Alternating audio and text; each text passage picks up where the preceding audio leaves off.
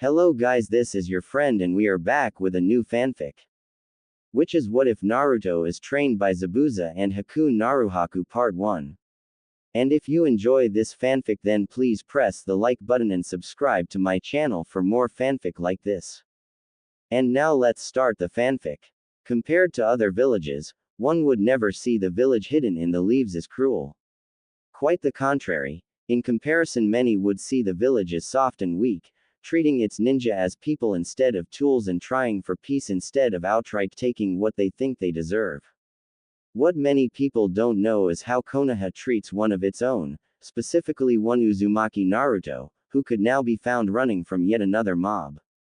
One would think the villagers would be done for the day, seeing as a mob similar to the one now chasing the blonde through the streets had earlier beaten the poor 7-year-old to a pulp and then decided to parade his beaten body around the streets by tying him up and bodily dragging him, with a sign around his neck saying "Demon Scum." It seems they were going for an evening repeat now, though of course it wasn't the same villagers. No, the other villagers had been arrested. This was a brand new mob. This new mob was taking advantage of a major crime going on across town, which the Anbu usually assigned to guard the young Uzumaki were dealing with. Here is where our story starts. As to where the story goes from this point, we'll all have to see for ourselves. A young 7-year-old Naruto had seen better days, you could tell that just from a glance at him. Wearing a dirty, what used to be blue but had by now turned black from many nights of not being washed, torn shirt with cuts in many places that contrasted the much too big for him baggy and cut-up black pants, not to mention the series of bruises and cuts on the skin you could see on him. Through the unfitting shirt you could see he had been underfed. With a physical condition like his it was anyone's guess how the blonde was standing, let alone running from the group chasing him. The blonde hazarded a look behind him, seeing the mob gaining if anything and he had no hiding areas around here he could use.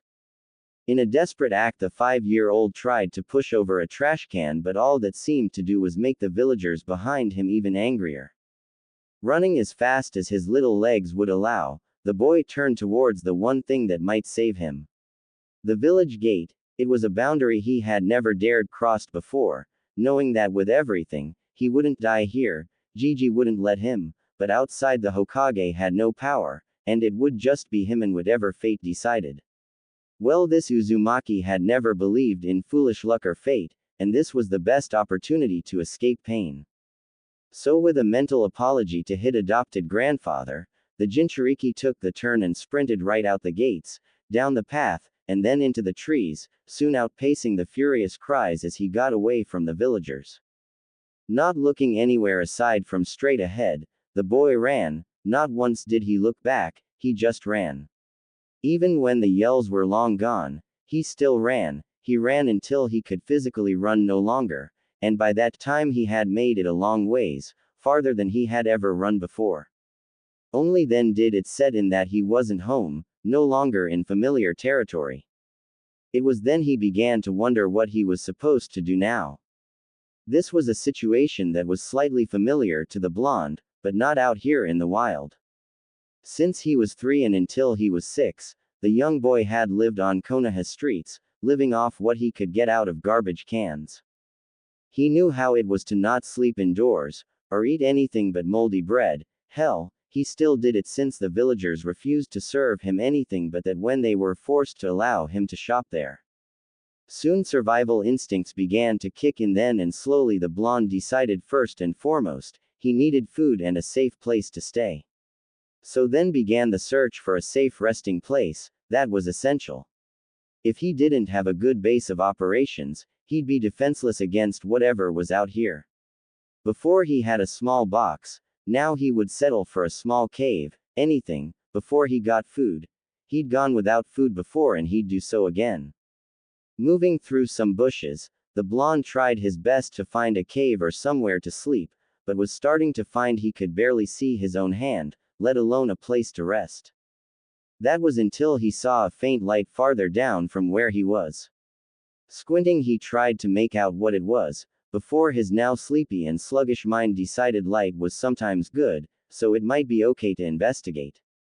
Light usually meant a warm place to stand by for a little bit at least, and he was starting to get chilled from this night. Moving forward, he got close and started to smell the scent of cooking meat.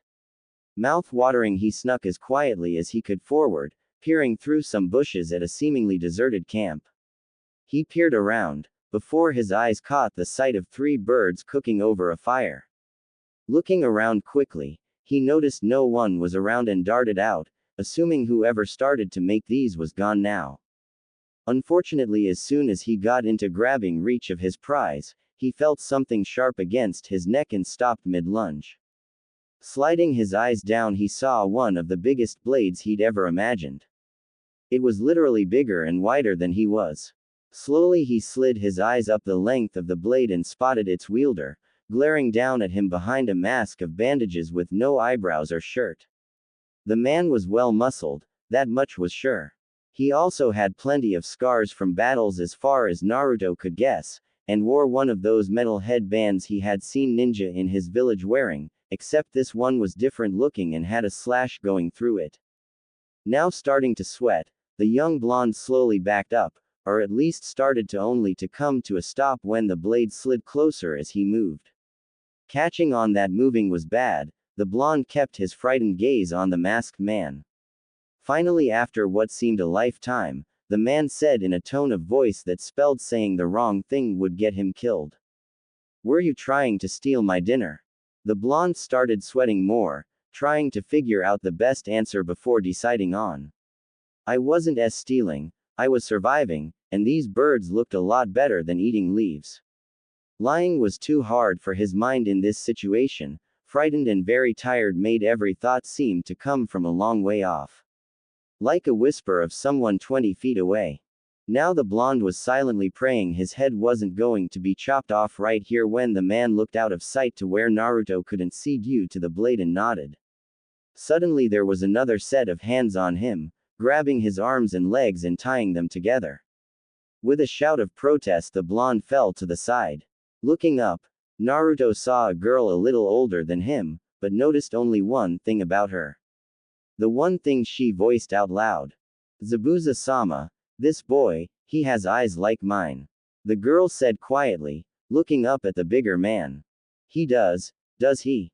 Well then let's see what we have here."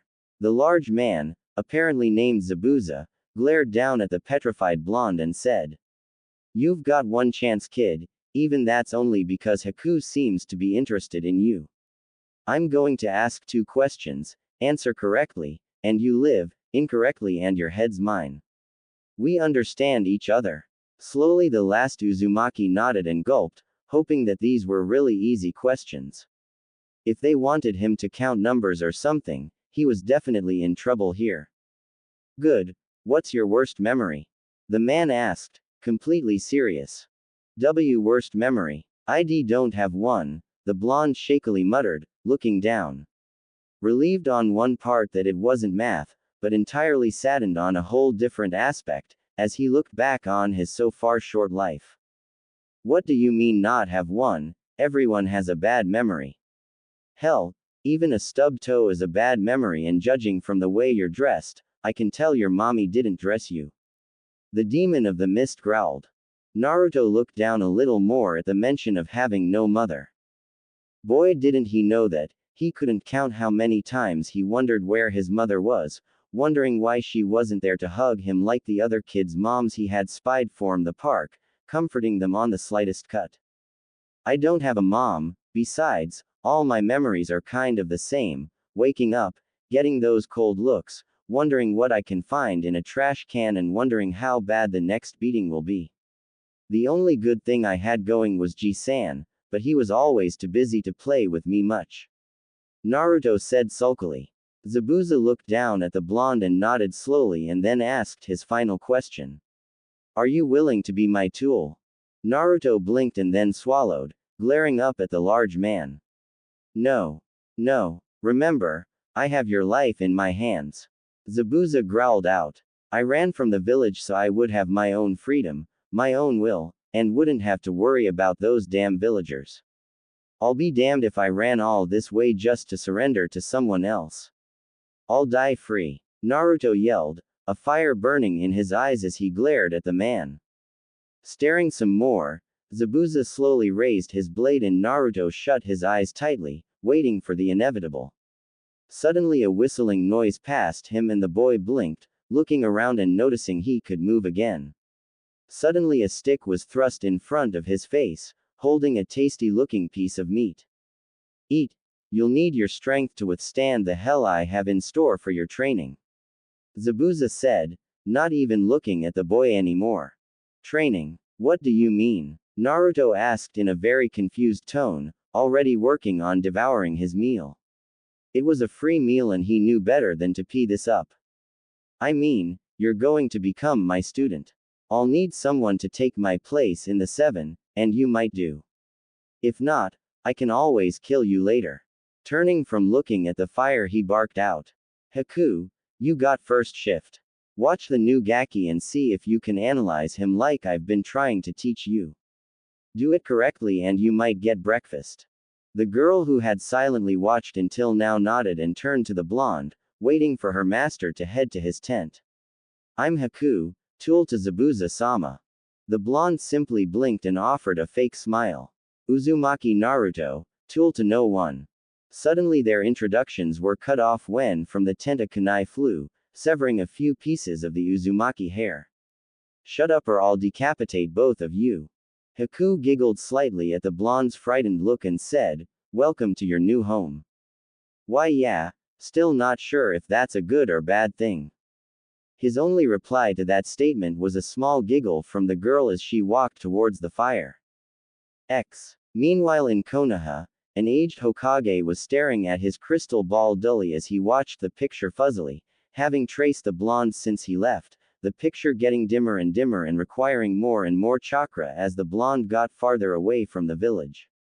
In truth, the aged man had wanted to go and fetch the boy himself, to protect him from the village, but knew he couldn't. The council had already cut off all his attempts to save the child, and if he tried to do so now, Hiju might be put in a position as to where he could never help the blonde. Instead, the aged professor looked down in contemplation before smiling to himself, a plan devising in his mind. He may not be able to help the blonde now, at least physically, but he could ensure Naruto had a place to come back to. Seeing as Naruto was not a shinobi when he left, the blonde would indeed have a place to return to. So instead of sending out Anbu to retrieve the boy, he would give Naruto a chance to live outside of Konoha, and if he so wished it, he could always come back to this village and be welcomed, at least by the Hokage. With a quiet sigh, the third pulled his hat down and sent one last prayer. Be safe, Naruto-kun, and please come back to us. A dark shadow hovered over a sleeping figure, and all was silent throughout the area. Or it was until the shadow figure made a fluent motion and the sleeping figure was shocked awake, freezing and soaked where he had fallen asleep against a tree. The sputtering figure blinked and stared up at the figure that had thrown the water and glared. What the hell was that for? Naruto yelled indignantly as Zabuza smirked behind his mask, moving off to the side. That brat was for sleeping in late. Zabuza replied as he sat down next to what used to be the campfire. Sleeping in late? It's my day off, you ass. Naruto replied while giving the bandaged man a death glare that to many it would send dark chills through their spine. Your point. I told you the same thing last month, you get one day off a month, but that doesn't mean you get to slack off when it counts. I could have been an enemy and now where would you be? Zabuza asked, absently polishing his blade as he looked at Naruto with an uncaring glaze in his eyes. Naruto's mouth opened and closed a few times like a dying fish before he simply huffed and turned away, muttering about stupid eyebrowless senseis and their inability to be human for a day. As he was muttering, another figure entered the clearing and stifled a giggle at the sight of the soaked blonde pouting off to the side. Turning to her master, she asked, "You used the bucket again, didn't you, Zabuza-sama?" When she got a grunt in reply and Naruto sending a scathing glare at the man, she actually let out the giggle she had held in before. This was routine pretty much on Naruto's days off, and had been for the past 5 years. It actually still surprised the fake hunter nin that Naruto had been with them for so long. It's still like yesterday they found the little blonde boy wandering into their camp. Since that day life had been insanely hectic, but in a good way. The blonde brightened up Haku's life since he had joined their small family. Actually they had brightened up each other's life, as far as Haku was concerned. She knew of Naruto's life before he joined them and still felt the same small pangs of anger and sadness when she remembered Naruto explaining where he came from. Flashback. 3 figures sat around a small burning campfire, two simply staring at the flames while the other cleaned a rabbit with ease as he looked to one of the figures staring at the fire. "Oi, brat, it's about time you explain some more about yourself." That figure started with a blink of surprise and then turned to his new sensei. Like what? Like where you came from and why you fled from home, boy, and where you plan on going from here." Zabuza grunted, giving the 7-year-old an annoyed glare for having to explain himself.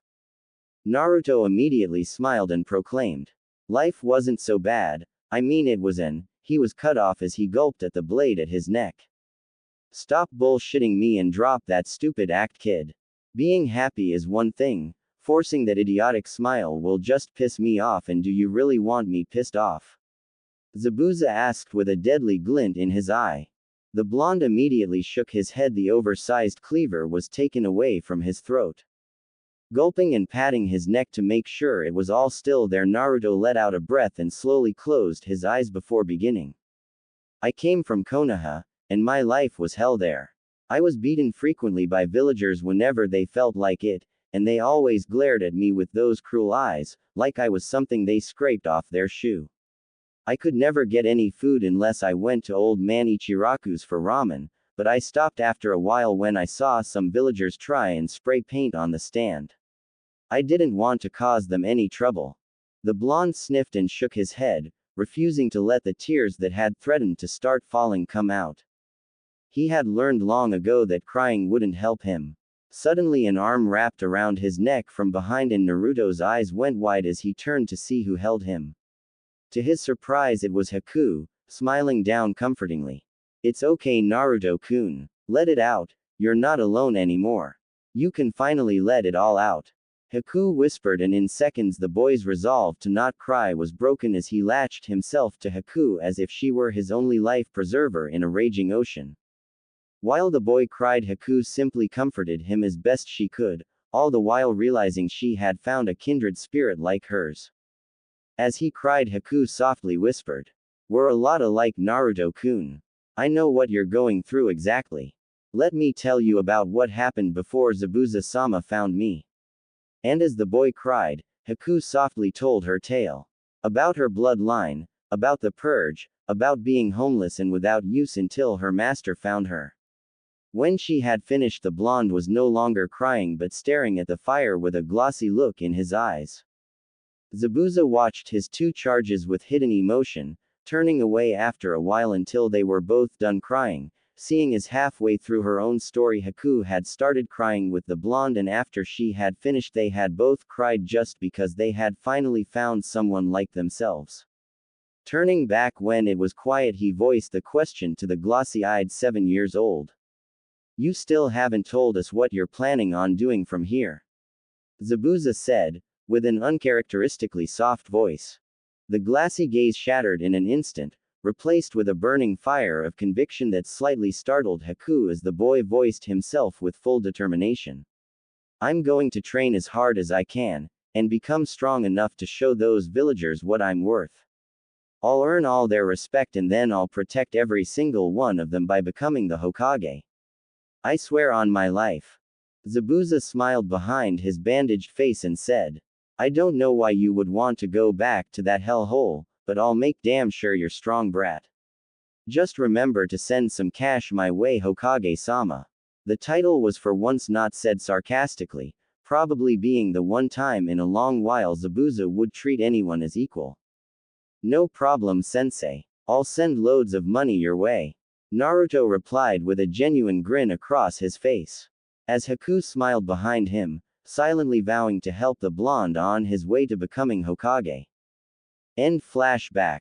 Haku was shaken from her thoughts as a hand waved in front of her face and she blinked a few times to look into the slightly concerned eyes of one Uzumaki Naruto.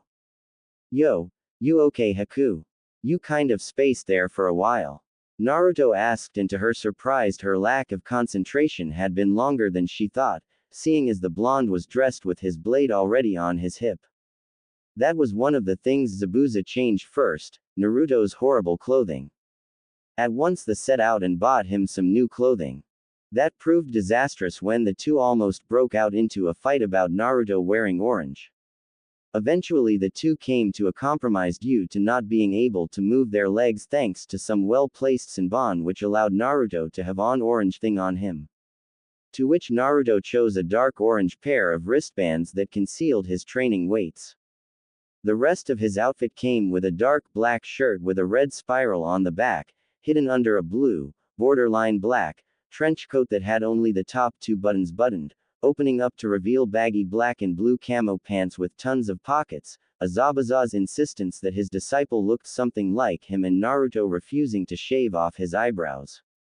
The look was completed by Naruto getting a sword that suited him, which actually turned to be a modified katana that when chakra was added to it, it separated into two separate blades, but shorter than the original katana. Over the years Naruto grew his hair out slightly in a ponytail that ended at his shoulder, but his blonde hair being usually covered in a black bandana. Haku smiled down at the blonde boy with a shake of her head. Sorry Naruto-kun. I'm just fine. Just a bit out of it today. Naruto shrugged and nodded. Gotcha. So did you hear no brow? We have a new mission to take out some old drunken bridge builder. Apparently it's gonna bring in a whole lot of money. So maybe I can convince the bastard to get us a hotel next time we're in a town. Haku giggled and shook her head. Then we better get ready and get going. You know how master gets when we don't start moving when he wants us to. Hey you two. Stop flirting with each other and pack up. The two blushed and Naruto quickly sent a glare at his sensei. We weren't flirting you jerk. Whatever. Before you two start making out get your things in a bag and start moving your asses or I'm leaving you here. Zabuza said, inwardly enjoying tormenting the two. With a grumble from Naruto and a silent blush from Haku, the two set about getting their things together before leaving with their sensei, master to start their mission. Meanwhile, in Konoha an aged Hokage rubbed his temples as he looked at the team before him. It had been a few months since the new generation had graduated the Shinobi Academy and already this team was requesting a more difficult mission.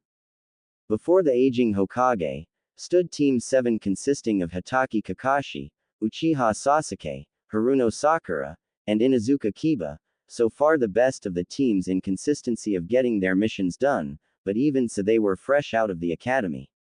Doubt crossed the Hokage's mind as he shifted through his mission stacks to buy time on his decision. As he was shifting through them though, a single one caught his eye and the Hokage blinked and smiled. This was perfect for the group before him. Looking up the Hokage nodded and stated, all right then, AC rank mission it is. Team 7 you now have an escort mission to wave, escorting a bridge builder. The reactions before him were amusing to say the least as Kakashi was surprised enough to actually look up from his perverted book Sasuke and Sakura looked at Kiba with emotions ranging from annoyance, well mainly annoyance, as the primal shinobi did a victory dance. But Hokage-sama, the Chunin Iruka said beside him before Sarutobi gently waved his hand to cut him off. They'll be fine Iruka, was all the Hokage offered as he motioned for the escort to be shown in. The bridge builder, who went by the name of Tazuna, walked in and was obviously drunk as he measured Team 7 and yelled, hey. I wanted a team, you gave me some Cyclops, an emo, a girl who obviously dyes her hair to fit in, and some kid who smells like he hasn't bathed in days. Each of Team 7 turned to glare at the client, Kiba going as far as trying to stab the man with a kunai, before Kakashi escorted the team and client out. Sarutobi watched it all, smiling and wishing the team luck. They certainly were going to need it. If only Sarutobi knew how much. It was half a day later and Naruto was grumbling, sitting in a bush as he was sent to wait and ambush the bridge builder they were hired to kill. According to Zabuza, he was apparently supposed to do this by himself, unless there was someone he couldn't handle. Naruto simply pegged it as the man being too damn lazy and wanting some good money without having to do much. Suddenly the feeling of 4 chakra signatures came to the blonde. Shinobi. According to Gato, the bridge builder shouldn't have been able to hire shinobi, just bandits. Damn lying greedy bastard. They better get a damn bonus for this. Watching from his bush, he watched the team come around the corner and size them up, wondering if he was going to be able to pull out a sneak attack or not. His eyes landed on their Junin sensei and immediately his planning went to hell. Freaking Sharingan Kakashi. This big time. Cursing under his breath, Naruto blinked in shock before instinctively replacing himself with their raised rabbit as a kunai hit the spot his head was, thanks to the kid with a dog on his head. Arriving next to the cage and looking at his sensei and haku, Naruto performed the wordless hand signals he was taught, informing them on the situation. All Zabuza did was nod before smirking and hefting his blade, throwing it. As he vanished after it and Naruto hearing the screams of "get down" as the scene beside him and Haku unfolded, he turned to her and rolled his eyes, mouthing the words, "show off," causing the girl to giggle behind her hunter mask. Turning to watch the fight between Junin, Naruto blinked and watched Kakashi get lured into a simple trap. Maybe he overestimated the Konoha Junin. He didn't wait to wonder if he had or not as Zabuza signaled for him to get their target while he had Kakashi. Naruto blinked slightly and smirked, nodding even though he couldn't be seen. Without making a single noise, the blonde swordsman vanished and reappeared in between the protective formation of the 3 genin, his hand on the hilt of his katana. His smirk widened as the genin with the dog on his head yelped in surprise while the pink-haired girl gasped openly. The black-haired kid only tensed though, good to see one was slightly serious. He turned to the horrified old man and shrugged, saying in a bored monotone voice. "Sorry old man, nothing against you or your village but we need the cash." With that his blade slid forward faster than most could comprehend, seemingly turning into a blur to the genin.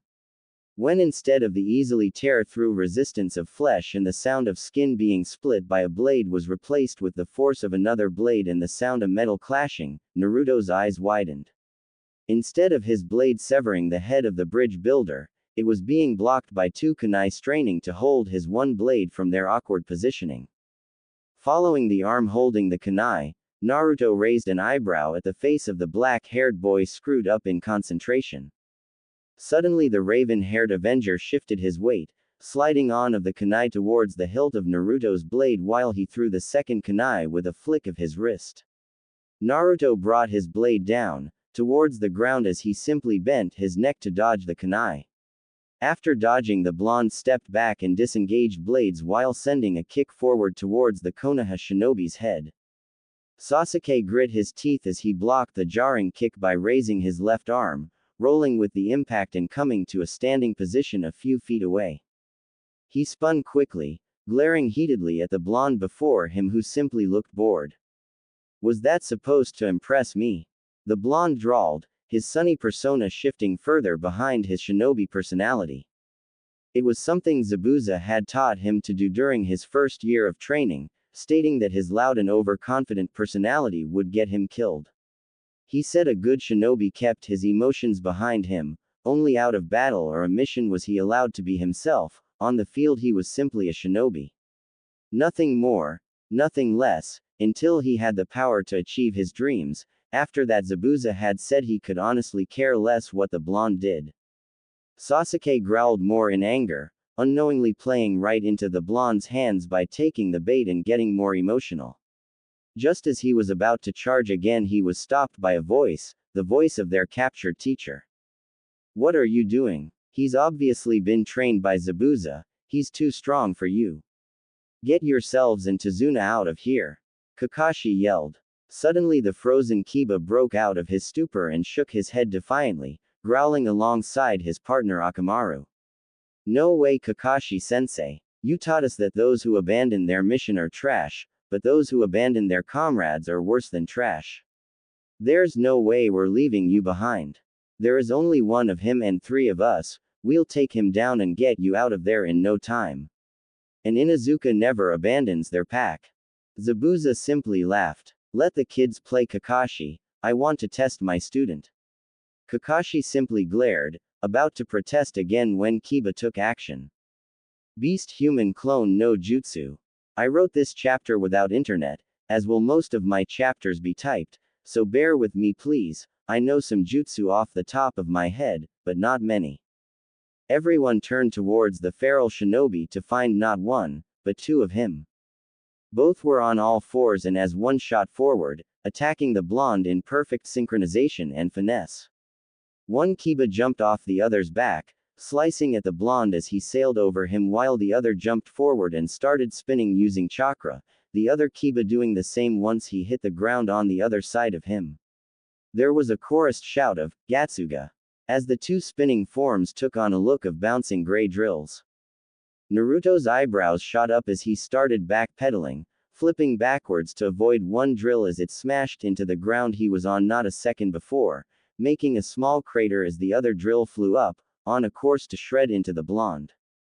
Turning in the air, Naruto brought his blade up, reinforcing it with chakra and tensing his muscles, knowing this was going to be slightly difficult. The drill slammed into his blade, pushing it toward him centimeter by centimeter before with a grunt Naruto forced his blade down with all his strength, sending the drill down, on course with a rather large rock. The drill slammed into it, tearing apart half of it before stopping in a puff of smoke revealing an unconscious and slightly beaten white dog. Naruto landed and spun just in time to hear an enraged howl before the other drill increased its speed, tripling its force. Eyes widening, Naruto jumped back, dodging the drill just barely, the front of his shirt ripping while 3 shallow cuts formed on his chest. Just as he landed from his slight jump, the swordsman ducked, dodging the enraged Konoha nin once more by centimeters.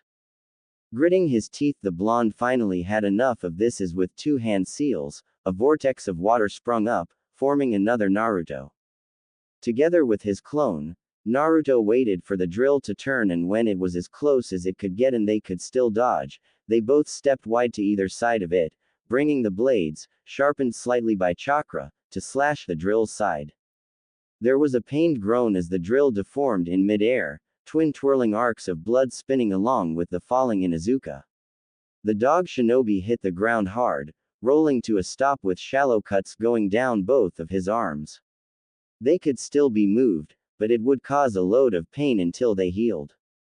Sighing in relief at that problem being taken care of, Naruto's eyes widened slightly as he felt the build-up of chakra behind him before he heard a yell. Grand Fire Ball Jutsu. Without thinking, the blonde ran forward with his top speed, blurring to everyone except the Junin and Haku, who was watching from the bushes. Outrunning the distance the fire ball could travel and running around the pink-haired girl, grabbing her and throwing her at the Uchiha, grinning as she slammed into him and caused him to choke on his fire, coughing up smoke. Naruto looked to his sensei and smirked but blinked in surprise at what he was seeing. The 2 Junin were talking as if nothing was going on. So you took him in after he left, Kakashi asked, looking at the man while sitting cross-legged in his prison, knowing he was trapped and accepting it would take a miracle to save him. Yeah, he is now my apprentice. Zabuza replied, knowing Naruto would handle the rest. You want to make a deal? Kakashi asked. You're not really in a position to make deals right now, copy ninja. The demon of the mist growled. Before Kakashi could say more, a blade flashed down, between the 2 men. The prison was released and a raging Naruto stood between them. He glared at his sensei. I kicked their asses and you don't even watch. You bastard sensei. Zabuza smirked and threw Naruto onto shore once more. You took too long. I have to now recapture Kakashi thanks to you. His tone was irritated, but it was easy to see he was excited to fight more. Kakashi glared at the man, knowing his deal would have to be put off until he defeated Zabuza. Naruto grumbled and sat down, watching the Junin in boredom. At least until Kakashi started doing some weird things. He seemed to be able to read Zabuza's mind. Suddenly Zabuza was in a position to be killed and Naruto's eyes were wide. At least until Haku intervened. Naruto chose that moment when all attention was on her to make his escape into the mist, knowing they would all meet at Gato's headquarters. Naruto arrived at the meeting place close to 20 minutes later than Haku. When he came into the room, spotting Zabuza being fussed over by Haku, he walked over, grumbling about really needing to be taught the Shushin Jutsu. Both Zabuza and Haku knew it, but he didn't. It just wasn't fair. Looking down at his sensei, Naruto raised an eyebrow at the state he was in. He's going to be trouble, isn't he? Naruto asked out loud, not really addressing a specific person. If you're speaking about the copy ninja, he's mine. I figured out his little parlor trick. Too bad you couldn't have figured that out before you got your handed to you. The blonde said, snickering slightly. Before Zabuza could retort, Haku had a senbon in a pressure point on both their jaws, making them hang open. She smiled sweetly before saying, "You two weren't going to fight, were you?" They both quickly shook their heads no so fast they could have had whiplash. Haku just nodded before taking the senbon. "Both of you rest, I'm going to look at what I can and grab some herbs later. You should be up in a week, Zabuza-sama." "Good. Then we attack the bridge as soon as I'm at full power," Zabuza said from his position on the bed, closing his eyes. "Need some help then, Haku-chan?" Naruto asked with a slight smile, knowing he had nothing better to do. "Your help would be nice, Naruto-kun, thank you." With that, they went off to rest, deciding the next day to grab their sensei's medicine. Naruto leaned against a tree, watching from above as Haku gathered herbs. He would be down there with her, but she convinced him not to. The team from Konoha had seen him and would definitely recognize him if they were around. She had much less chance of being found. So instead he was watching over her in case of trouble. Blinking he watched her happen upon the dog boy of Team 7, who just woke up. On guard he watched the scene between the two unfold, waiting for something to happen. Instead the boy simply asked to help her with her gathering after they had a brief conversation. Raising an eyebrow, Naruto smirked. If Konoha shinobi were truly this easily fooled, any mission against them in the future was sure to be a breeze. After Haku had her herbs and they parted company, Naruto dropped down next to her and smiled. "Precious people, huh, I like that. How come I've never heard of it before? I thought it was silly." Haku mumbled with a slight blush. Naruto smiled. "Silly? No way. I think that will become my new nindo, to protect my precious people, my way of the shinobi." Haku blinked in surprise and then smiled slightly, looking down. Silently thanking the blonde for accepting what she had said. "Hey, Haku. Yes, Naruto-kun. You're one of my few precious people and no matter what I'll protect you," he said, fully serious as she looked at her. Haku, touched and embarrassed, nodded quickly and quietly as they went on their way. Oddly enough, until Zabuza was better, Naruto didn't see Haku at all for the rest of the week. He thought nothing of it, truly oblivious to everything. This past week had been tedious for a certain ice wielder. Between taking care of Zabuza and avoiding Naruto, she had little time to herself. Thinking of the blonde, the ice user let out a sigh and shook her head, irritated at herself. She was behaving like some weak little village girl instead of the shinobi she was. He said one touching thing and suddenly she was blushing and wondering about her feelings for him. Sure, she knew she had a crush on the blonde, but she figured it would pass. Instead he did things like that and Haku's crush grew bigger. Now she was even questioning if her feelings were starting to rival her gratitude to her master, but she knew she owed Zabuza a deal more. Naruto wasn't as big as that, but with the strides he was taking. Shaking her head one more time she mentally berated herself. This was why she had to avoid the blonde. He always brought up these distracting thoughts now. Still, she would do everything physically to help the blonde that would never change. The boy was one of her precious people as well after all. Suddenly a voice from the room next to her called for her and blinking, Haku walked through the doorway wondering what her master wanted. Blinking in surprise when he wasn't in bed, she saw him picking up his blade. Zabuza-sama, you're not fully recovered yet, she said sternly, moving toward him. He always ignored her medical advice. The man simply shrugged and looked at her over his shoulder. I'm fine and I'm sick of sitting here. Stop avoiding Blondie and grab him, we're heading to the bridge to end this. Haku simply sighed in resignation. If there was one thing she knew, it was that when her master decided he was better, there was no amount of talking or action less than physically disabling him that would convince him otherwise. So with a nod she turned and walked from the room, knocking on the door that led to Naruto's sleeping quarters. She blinked when she heard a scuffle behind the door and some yelling and glared at the door, moving with shinobi instinct and kicking the door in, senbon in each hand, posed to launch them at any assailant in the area. Instead she was met with the sight of Naruto, clad only in boxers, tangled up in sheets and blankets, upside down with said boxers dangerously close to being revealing. Both teens' eyes met for an instant before Naruto tried to escape his sheets with more passion and Haku turning away, her face as red as a tomato. This was not helping her confusing thoughts any. Frantically she tried to find something, anything, to distract herself from the sight she had seen. Finally Naruto had righted himself, untangled from the blanket, and blushingly looked away. This was one of the worst ways he could think of to start the day.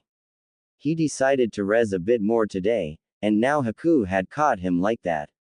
Moving nervously from foot to foot, the blonde tried to laugh his way out of the situation. Hey, Haku-chan, do you need something? Naruto asked, embarrassment obvious in his voice. Haku forced herself to look the boy in the eyes and nod briefly. Zabuza-sama is awake and well, we're heading out very soon so you should get ready to leave. Naruto blinked a few times before grinning and jumping into the air, pumping his fist. Yes. Finally we can get the hell out of this boring place and do something interesting. I can wait to fight some more. Naruto exclaimed, running to his pack and throwing dirty clothes haphazardly around the room before finding a relatively clean one. Without thinking he was about to start changing before he heard a scream of his name and a door being slammed. Looking back and blinking, he saw the spot where Haku had been empty.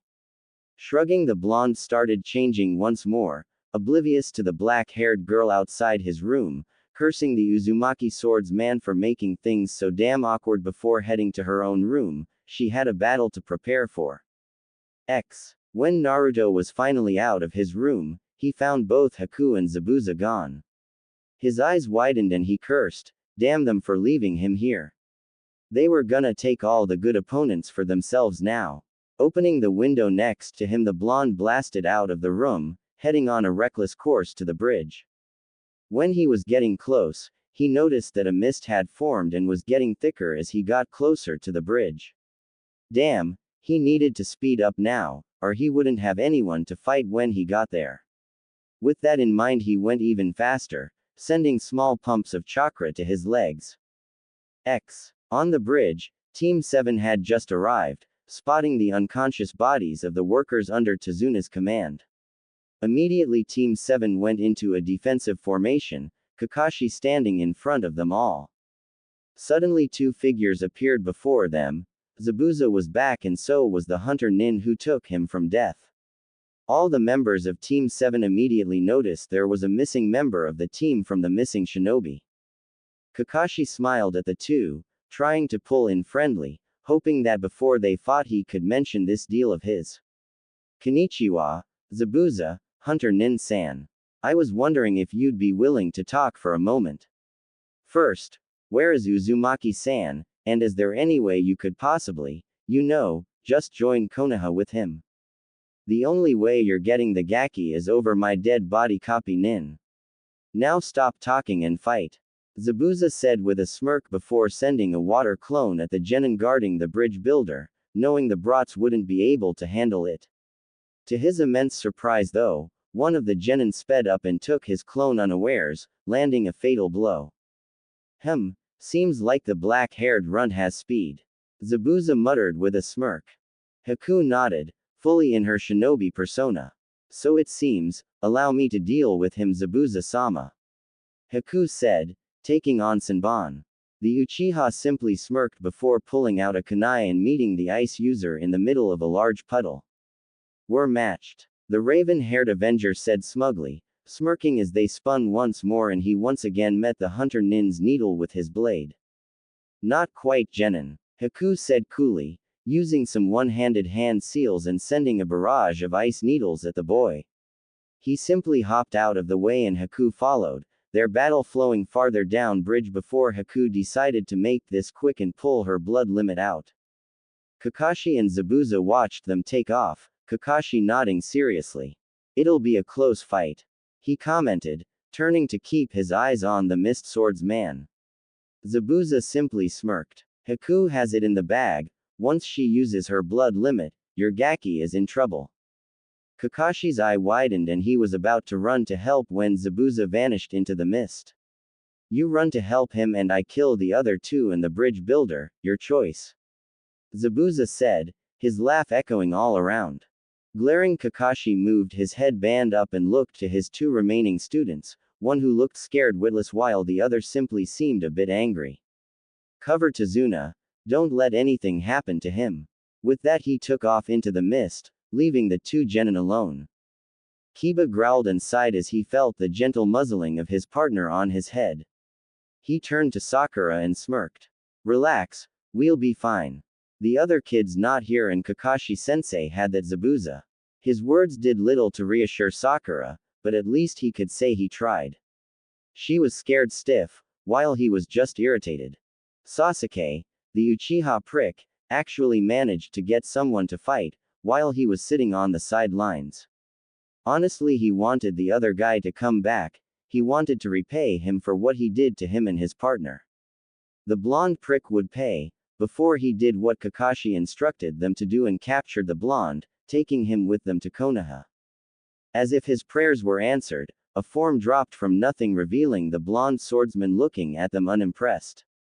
Kiba was slightly pissed at that look, and was about to attack when the other boy's head dropped. Blinking in confusion, his enhanced hearing could make out the whisper of he was always getting stuck with the horrible opponents. Kiba's confusion vanished and was replaced with fury. With familiar seals, his partner was in his clone form and both Kibas growled. Treat us like nothing, will you? We're gonna kick you from here to Konoha. With that the two charged, following the laughing blonde as he dodged claw sweeps, leaving a poor Sakura all alone with the bridge builder. Sasuke was starting to get pissed. Actually, he was already there, but now he was getting desperate. After they moved out of eyesight of the Junin, the shinobi he was facing did this odd jutsu and then vanished into one of the many mirrors in this new dome he was trapped in. Not only that, but this ice seemed to be impervious to his Kaden jutsu. Now he had a few needles sticking out of everywhere and was desperately trying to find a way out of this, barely getting by with the skin of his teeth. Suddenly another wave of Senbon rained down and he blocked as many as he could, skidding back and panting as he stopped moving. Charging forward he started hand seals for another grand fireball when something happened. Things seemed to slow down for him. He blinked, seeing Senbon heading for him and knowing exactly where they were going. With quick maneuvering, he blocked every one of them. Behind her mask, Haku's eyes widened as one of his fastest Senbon strikes was blocked with a sudden ease. She tried to find what changed with her opponent and immediately saw his eyes and curse. It seemed the raven-haired boy had some kind of dojutsu, and while it was still undeveloped, it might give him a new edge to this fight. She had to try and end this fast. Sasuke knew the other sensed something off, because immediately barrage after barrage of Senbon at him, faster and even more deadly than before. Still, whatever had happened before was still going on because he actually was managing to dance in and out of the raining Senbon needles, blocking where he needed and getting far fewer cuts than he had before. Unfortunately, he was purely on defense right now, so until the other shinobi slipped up or ran out of chakra, he wouldn't be able to attack. He didn't have to wait long. While this attack had finished off many shinobi in the past, it also zapped a lot of Haku's chakra, So now with that in mind, Haku started to get desperate and was a little slower in moving from mirror to mirror, and the Uchiha capitalized on that fact, hitting her leg with a fireball and tripping her up. In the process of her falling, her mirrors began to fall as well. Before she could even hit the ground, the Uchiha clothes lined her falling form, sending her crashing into the ground and skidding to a stop against a wall. She pushed herself up when a kunai was placed against her neck. She froze and looked through her mask at the Uchiha's cold red eyes and then closed hers, knowing she was in trouble, and Zabuza and Naruto were too far away to help with this one. With a final thought, she resigned herself to this fate, regretting she hadn't been able to help Naruto or her master, and for not sorting out all those feelings. Goodbye, Naruto-kun. At first this fight had seemed funny to Naruto. He knew the boy's skills, having fought him before, but now he was starting to get a little annoyed. Apparently the two had been working on teamwork, because Naruto simply couldn't get a moment to catch his bearings. Every time he touched down on the ground, he was moving again, and when he jumped left, there was another drill there, and when he ran right, there was the other. At the moment he knew that the others had their fights going on, he could sense Haku's domes and the two Junin were easy to pinpoint, but he didn't know how they were faring and that worried him. He knew they could handle themselves, but Haku had her blood limit up for a while now, and that was bad. He knew firsthand how destructive that just you could be, having it been used on him to practice his speed evasion training, but he also knew she couldn't keep it up for long. Whoever she was facing had to be good. Landing from another jump, Naruto leaned back at an almost 90-degree angle before turning his motion into a backhand spring as he dodged another dog bullet. Tensing his arms lower than normal, he shot high and quickly drew his blade, deciding he needed to go on the offense.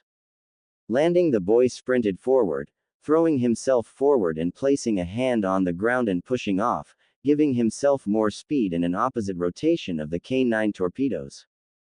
Adding chakra to his push, he made a crude bladed version and met head-on, his blades crossed before him, with one of the drilling shinobi. The collision made a large exploding sound from the colliding chakra forces before the two flung apart in opposite directions, one of the kibas landing in a daze while Naruto rolled to his feet, slightly dizzy but still combat ready. It was good that he was too, because the blonde was moving quickly after standing, dodging the drill that was desperate to pick up the slack. It was times like these he hated Zabuza for not teaching him more cool kick jutsu. He could use one of those cool water dragons to take them both down, but all in the ways of jutsu that he knew was simply the water clone, henge, kawamari, and some elemental manipulation. He for his chakra in different ways around his blade, and knew decently how to mess with water, but he knew nothing beside that. Zabuza said the best shinobi and swordsmen made their own forms, which included jutsu. The Uzumaki knew for a fact that lazy bastard didn't make up his own just you. After this he promised himself he'd kick Zabuzas until he taught him some cool jutsu. Taking his mind off that, the blonde decided to do what he did best and improvise. So vanishing into the mist temporarily, Naruto made 20 water clones and they all fanned out.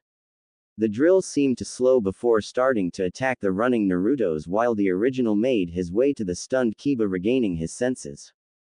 Grabbing him by the coat, the blonde held one of his two blades to his neck and yelled for the other drill. Oi, unless you want him gutted, I'd suggest you stop. The other drill stopped, landing on another clone and making it vanish by landing on it mid-jump. The Kiba gave a slight whine before the one being held by the blade shouted. Drill right through me and hit this bastard Akamaru. We can't let this village down. Naruto blinked in shock, his shinobi persona falling slightly. What is in this village that would make you lay down your life for it? Naruto asked the same question Zabuza had asked him when Naruto said one day he would go back to Konoha. It doesn't matter what is in this village.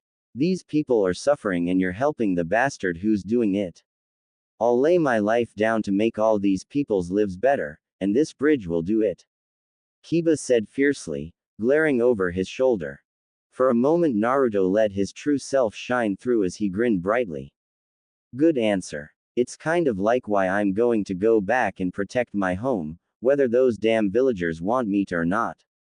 With that, he was about to move one of his clones to tie the boy up when he suddenly got a very bad feeling about something that was going to happen.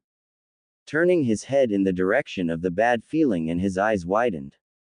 Just barely visible, he could see the form of a kneeling haku, about to have a kunai slice across her throat. Naruto dropped his blade and started sprinting, knowing he was too far away but knowing he had to get there, to save her. He had promised he would protect her, his precious person. His eyes focused on the falling blade and Naruto closed his eyes, tears falling slightly as he moved his fastest, and suddenly he felt himself falling down a dark deep hole before softly landing in a large puddle. Opening his eyes, he looked around in confusion, wondering where exactly he was. What had happened to the bridge? Frowning, he felt a pull down a certain hallway and simply followed the pull, taking many twists and turns before arriving before a large cage. On the cage, an oversized piece of paper sat before him with the word seal written on it. This was odd. Before he could ponder this any longer, two large red eyes opened before him and a feral grin, with sharp teeth each the size of him, flashed out at him. So, you have finally come, a dark rumbling voice rang out from behind the bars. Finally come? Who the hell are you and where am I? Naruto asked loudly, glaring at the large form behind the bars. You're in yourself, and as to who am I am the great Kyuubi no Kitsune. Show some respect. The demon, now identified as the Kyuubi, grumbled. Kyuubi? Yeah, and I'm the Tooth Fairy. If we're in me, why the hell are you in me? Naruto asked, still glaring, wanting to return back to the bridge. He needed to save Haku. I was sealed in you by the leader of your village. I believe he called himself the fourth Hokage. Don't you wonder why the villagers hated you? Me? For that I do apologize, but I do no more than that.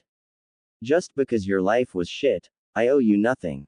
Kyuubi said with a growl. You bastard. Naruto yelled in rage. You're the reason I was hated, why everyone gave me those cold stares, but I should thank you, because of you, I would never have grown up and found Zabuza sensei and Haku. So bastard fox, I thank you, now send me back before I kick your ass. Naruto said, giving the demon a level stare.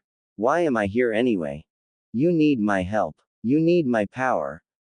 Before he could finish, the Uzumaki swordsmen interrupted.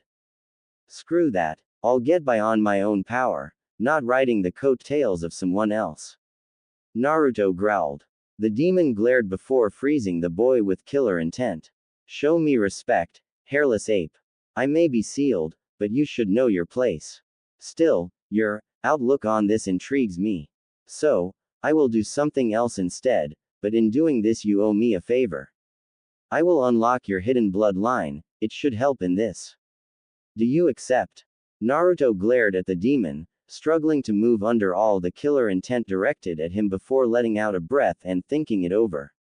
What's the favor? And I want to know more about this sealing and everything else. I would scream at you now, but Haku-chan needs me.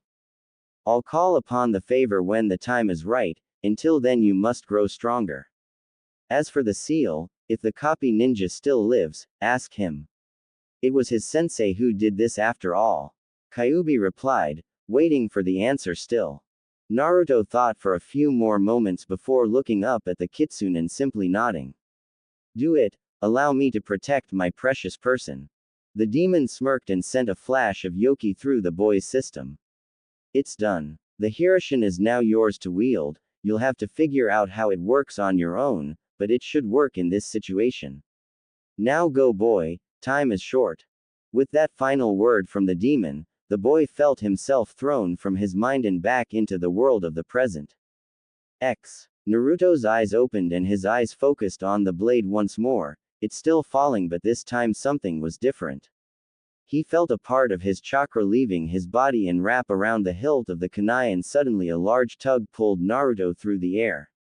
To everyone else the boy simply vanished and reappeared in a flash of orange light before he was in front of Haku, his arms outspread, taking the dagger to the back. He blinked for a moment in surprise and then looked down at Haku, whose eyes opened slightly at the sound of metal hitting flesh and then they widened. He smiled weakly, feeling drained as the pain of the hit set in. Told you, I'd save you. He mumbled before falling to the side, his eyes rolling into the back of his head. Tears fell from Haku's eyes as she looked down at the boy who had just saved her life. She had resigned herself to dying for them, and here he was saving her, dying for her. Looking to the Uchiha, who was standing in shock, she flicked Tsusenbon into his neck, knocking him out before ripping off the blonde's coat and shirt, easing the kunai out. The wound was deep, but luckily not fatal. Oddly though, he had cuts all over his arms and chest, looking like high-pressure paper cuts. Shaking her head, she did her best to wrap the wound before she felt Zabuza-sama was in trouble. She tried to force an ice mirror, but her chakra wouldn't comply. Her mind was frantic in worry over Naruto and now Zabuza. Luckily, miracles seemed to be piling up today as what she saw next shocked and elated her. Zabuza glared at the infamous copy ninja Kakashi, wondering how exactly he had gotten into this predicament. He had dogs binding his arms and legs, and his sword was off to his left in the mist. Not only that, but through the whole fight Kakashi had been proposing some kind of offer for him, Haku, and Naruto to actually come to Konoha with him. You're going to have to kill me, Kakashi. That's the only way they'll set foot there until I say they're ready. Zabuza growled, trying to break away from the dogs. Kakashi sighed and steeled his gaze before starting his hand signs. Very well. Goodbye, Zabuza. With that, the charge of the Reikiri built up and Kakashi's hand as he rushed forward, intent on shoving his hand through the mist demon's chest. It seemed as if the demon's death was assured when out of nowhere a blade crackling with the same white-blue electricity surrounding Kakashi's hand got in the way. The blade cracked and hissed before both fields of lightning cancelled out each other and the dogs started growling at the newcomer. Holding a blade loosely in one hand, Kakashi blinked when he saw who had interrupted his attack. Before him, wearing a slashed-through headband just like Zabuza's on his neck, was a man around 5 feet 8 in height and seemed a bit wiry, but what shocked Kakashi was the monster grin like he had just do something really fun, something belonging on that of a child. He had dark black hair cutting around his hair in loose manner, not falling longer than his eyes, with a large white streak going off to the right. He wore a dark black tank top and baggy black pants, 2 blades on either hip along with a belt filled with different color stones and a seemingly empty slot. Kakashi looked to the blade and saw a glowing yellow topaz placed in the hilt of the drawn sword and wondered slightly who he was dealing with. The newcomer grinned at both of them before turning to Zabuza, who was staring at the man, or teen. Kakashi couldn't tell, with shock in his eyes. Then the mysterious swordsman exclaimed in a happy voice something that made Kakashi almost fall over in laughter. Hey Zabu, I came just in time to save you from being zapped. Do I have amazing timing or what? Grinning, he literally pat himself on the back before seemingly just noticing the large dogs. Oh, maybe not, the newcomer shrugged and turned to Kakashi. So, what did he do to make you mad? Let me guess. He said you had a freaky eye. No worries, we all have one weird thing or another. Like Zabu, he used to sleep with his sword like it was a teddy bear. At this Kakashi did fall over. He knew this was a battlefield, but he couldn't help it. Imagining the infamous demon of the mist cuddling his blade was far too much of a powerful mental image. Zabuza looked murderous. Jace, what the hell are you doing here? He growled, his eyes promising death as soon as he was free of this mess. The now identified Jace blinked and turned back and smiled. I wanted to see Midget and little Haku. Where are they? I brought them presents. Jace said, nodding and patting a side pocket. Zabuza growled some more. Have you noticed that we're in the middle of a battle here? Jace blinked and looked around, as if noticing everything for the first time. The mist was rapidly thinning without constant flow of chakra to it, so Jace could see everyone and what was going on. Naruto, looking very pale with an almost crying Haku over him, not a good sign, so Jace turned to Kakashi and asked politely. Can you make your doggies go bye-bye? I'm sure we can talk this out. Kakashi blinked and sat up. Since hearing the swordsman's name he had stopped laughing, trying to remember where he had heard it from. I've been trying to do that since the beginning. Kakashi muttered, dispelling his ninkin. Zabuza stood shakily and glared, about to open his mouth when suddenly a clapping was heard. Everyone turned to see a very large-sized army of mercenaries standing before a small mouse-like man who was laughing. Demon of the Mist, huh? Couldn't defeat one group from Konoha, what a waste. At least one of them looks like they took out that damn blonde. I've wanted to do that since the beginning. Oh well, just means I don't have to pay you now, and my men can do whatever with this hostage. Quote. Two men brought out a tied-up and gagged tsunami, lecherous grins on their faces. Haku, who already looked ready to kill the man from his comment on Naruto, but seeing what he meant about the women she was close to standing. Jace slowly popped one of the stones from his blade and slipped in a dark blue sapphire. In his other blade he slipped in a white diamond in the hilt before drawing it as well. Slashing the air and sending chakra to both blades. Two waves of chakra turned into a blast of water and wind, the water blasting a good portion of the mini army, hitting the two men holding the woman first but missing her completely, following the wind blast, which instantly froze anything hit by the water wave. Jace knelt, panting slightly and glaring while Kakashi had moved and grabbed the woman and was back in a flash. Picking himself up, Jace looked to Kakashi and then to Zabuza. He smirked and said in a light voice. Damn, I meant to get all of them. Luckily I made a mouse sculpture. Grinning he pointed to a frozen statue of Gato, frozen in a scream. Suddenly the mercenaries, realizing their pay stub was gone, started getting angry. They all started advancing as one before an arrow slammed into the ground before them. Behind the shinobi a group of people from the village. In front was a child, the grandson of the bridge builder. Leave our homes alone, he shouted, and they mercenaries, now outnumbered, fled. Jace wrapped an arm around both Kakashi and Zabuza and yawned. Let's get somewhere we can talk, I've been traveling forever. Call off the genin so we can look after the wounded. Zabuza sighed, seeing his paycheck turning false, simply nodded, not sure where to go from here. They had actually needed that money. Fine, Kakashi, lead the way. You'll explain your deal to the Gaki and we'll see what he wants. Kakashi nodded, smiling happy as he called out to his genin. Sakura, who had dragged Tazuna with her as she checked on her Sasuke-kun, looked up to him when he called, as did Kiba, looking up from where he was looking at Naruto with a confused expression on his face. Let's meet at Tazuna's house. We're all done here, mission complete. The genin smiled while Haku lifted Naruto up, Sakura shouldering her precious Sasuke-kun. It was 3 days before everyone was up and fully recovered. Now was the time for a group meeting. Kakashi stood before everyone, leaned against a wall with his nose in his little orange book.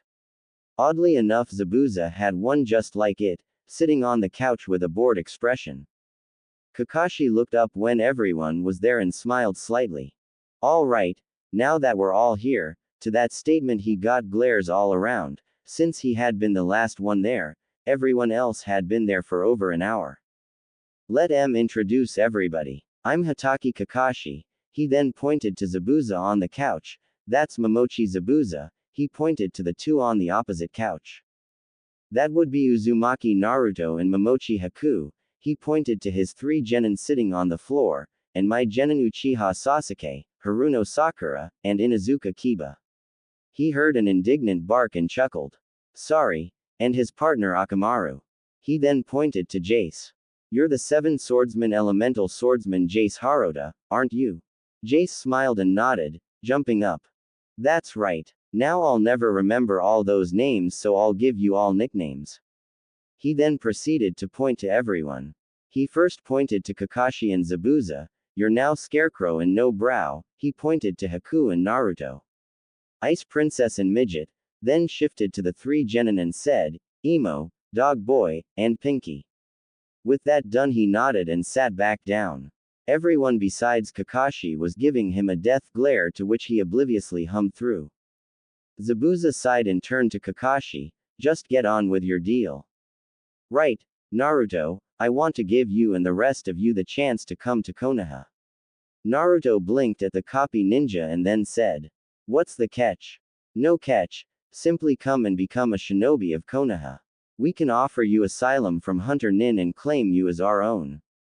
Not all of Konoha will welcome you, but it's the best chance to achieve Hokage status, Naruto blinked and looked down before turning to Haku.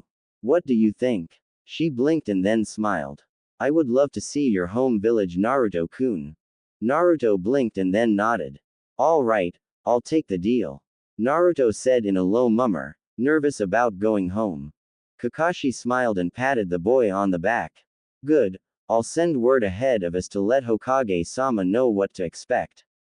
Jace blinked and raised his hand, waving it like a 5-year-old with a question. Kakashi smiled and nodded. Do I get to come? I don't see why not. Kakashi said with a slight smile. Jace jumped up happily and yelled something about victory training before running out. Zabuza sighed. So much potential, wasted on a mask and a girl, poor kid. Kakashi blinked and looked at him curiously and Zabuza shook his head.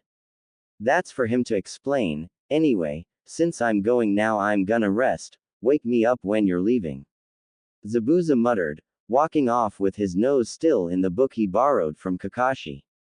Team 7 had officially decided as a whole, the trip back from Wave was going to be an extremely long one. It had only been a day on the 3-day trip, and already they were steadily being driven into an urge to kill a certain swordsman due to his oblivious and idiotic antics. Zabuza's group just found it all hilarious. One situation was happening now, as they walked down the dirt path. Decidedly they chose to walk back, instead of moving at more shinobi-like speeds, due to the simple fact that they could. After all, Konoha wasn't expecting them back for another week. Team 7 was walking in a horizontal line down the path, Sakura berating Kiba for making an offhanded joke about her hair color in mid-conversation, something about how wonderful nature was on her part and him asking if her hair was actually naturally that color. Sasuke simply brooded off next them, while Kakashi read his little orange book next to the last Uchiha. To someone like Jace, the joke was itching to be made. So somehow appearing on the end and getting everyone's arms to link up, he started skipping, more or less dragging the rest of them along with him as he went. Oh, we're off to see the wizard. The wonderful Wizard of Oz. After a good 10 minutes of singing and skipping, the teen stopped and grinned, pointing to each. We're going to ask the wizard for gifts. Pointing to the scarecrow Junin, he shouted, you need a brain. Then he paused, shifting his finger between both the Junin and Naruto, going. Well, actually you both need one, so you can both be the scarecrow. After getting an indignant shout and a lazy glare from both respectively, he moved on to the rest of his joke, his stupid grin never leaving his face. Moving to his pink-haired target, he supplied her questioning, borderline glare with a gleeful, we'll ask him to give you courage. He shifted to pointing between Zabuza and Sasuke, ignoring the banshee scream from an enraged Pinkett, saying, you two need hearts. Frowning as if in though he grinned and stated, and Haku can be Dorothy. Smiling as if he was finished, he obliviously walked past all the dirty looks when Kiba suddenly shouted. What about me? Jace grinned, his setup landing hook, line and sinker. Oh, you wanted to be Dorothy. Well, if you enjoy wearing a dress, that's your think. The pup can be Toto if you like. Jace said with a cheeky grin, smirking at the enraged but speechless look on Kiba's face. With that he happily walked in front of everyone on his way back, the only one he hadn't managed to make angry being Haku. The whole confrontation pretty much set the mood for the rest of the walk to Konoha, and the meeting thereafter. One aged-old Hokage was sitting behind his desk, reading specific documents meant for no one's eyes but his own. In laments terms, reading the same little orange book Kakashi was often seen with. Just as he was getting to a good part of his story, he heard a slight ruckus behind the heavy oak doors leading to his office, something about not being able to barge in there when the two doors were kicked open rather hard, sending both to make indents in his wall. Twitching, about to give the interrupter a piece of his mind when suddenly he froze at the shock of blonde hair and the foxy grin on the teen before him. He had grown a great deal since he had last seen him, but that smile never changed. His suspicion was confirmed when the voice, loud as ever, shouted in an uncaring CR tone. "Hey, old man, you ready to retire and give me your job yet?" What happened next was a slight bit more of a surprise to the aged Hokage as from behind her a beautiful black-haired girl, just a bit older than Naruto it seemed, appeared behind the boy and swiftly grabbed the boy's ear. In a soft but stern voice the girl let out a warning to the blonde. "I thought we agreed you wouldn't make a scene until after we were introduced, Naruto-kun." The boy had seemed to pale considerably before answering. Sorry Haku-chan. Won't happen again." Letting out a loose bit of nervous laughter, he was suddenly yelping in pain as the girl dragged him before the desk and forcefully making him bow with her as they apologized. The god of shinobi could only smile wider at the scene, remembering a very similar couple back before the boy had been born. "All right, if you two are done with your lover's spat." A voice called from the doorway and Sarutobi looked up in surprise to see two ranked missing shinobi before him in his doorway, behind a slightly ragged-looking Team 7. Without missing a beat the old man turned to Kakashi and simply stated. "You better explain. It's a long and funny story, Hokage-sama." Kakashi said with an eye smile as a blushing Naruto and Haku glared daggers at the former 7th swordsman of the mist, who simply ignored them. The Hokage simply folded his hands before him and raised an eyebrow. "Well then, lucky for you Kakashi, I have plenty of time and I do enjoy to laugh, now tell me what happened." With that the tale of their mission was retold, from the demon brother encounter, to which Sasuke took out with the aid of one of Kiba's Suga, to the Initiator and first sighting of Naruto, to the final battle at the bridge. Currently they were still on that topic as the genin were retelling your battle. Sasuke was getting to the end of his fight. "I was about to strike and take out the enemy." Said enemy looked down in shame at her defeat, missing the scathing look from the blonde sent to the last Uchiha. Sasuke didn't notice it at all, or if he did he deemed the reactions below his notice. "When Uzumaki somehow got in front of me, though he was on the other side of the bridge." The last statement was filled with confusion as he shot the blonde a look that screamed for him to explain. Kiba, remembering this certain action, nodded and added his 2 cents. "It was really weird. Me and Akamaru were watching him and one second he was 50 meters or so away and then the next he was in front of Sasuke. There was like a weird orangish-red flash of light while he was running too." Hearing all this both Sarutobi and Kakashi looked at each other, both having a single thought. Hiroshige, coughing into his hand, the aged leader nodded before saying. "Thank you for your reports. Team 7, except Kakashi, is hereby dismissed." Kakashi looked to his students as they turned and smiled. "Day off for recovery tomorrow, but meet at the usual meeting place at 7 after that." All 3 genin nodded before they walked out, all having something to think about, some more than others, and all wondering what was with Uzumaki Naruto. As soon as they left, Sarutobi looked to Naruto and asked.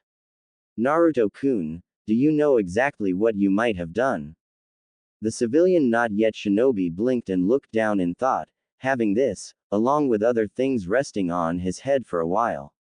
"Actually, that fight confused the hell out of me." The Hokage winced at the blonde's vocabulary. "I remember defeating Dog Breath, and then the mist started clearing and I saw Haku-chan in trouble.